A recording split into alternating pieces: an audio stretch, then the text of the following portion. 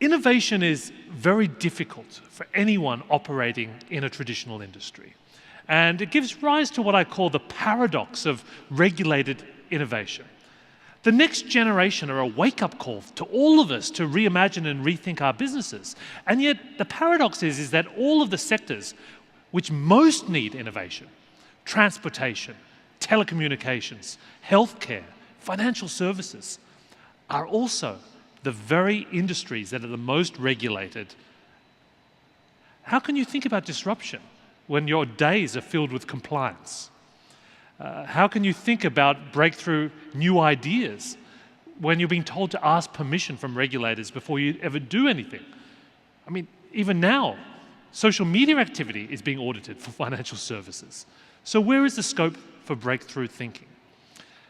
The strange thing is that for anyone who is actively innovating in that space, they've had to adopt a radically different approach to regulation.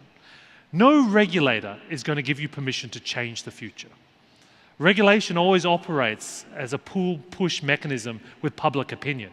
And that's why Uber, for example, is paying fines that are being levied on taxi drivers. If you take an Uber in Miami and you get caught at the airport, they levy a $1,000 fine. Uber will pay it, no problems.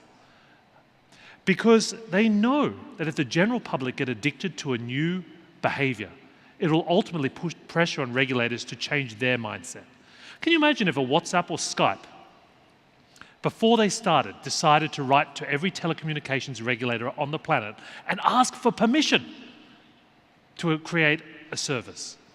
They'd still be writing a business plan. So sometimes you have to be bold. You have to be willing to experiment. You have to be willing to try new things. Because for me, the bank of the future is not an app. It's not a redesigned branch. It's not a new logo. It's not a social media team. And yet it could be all of those things. But what really matters is that the bank of the future is a promise made to a single individual that they will have access to a platform that will allow them to specifically reach their personal financial goals.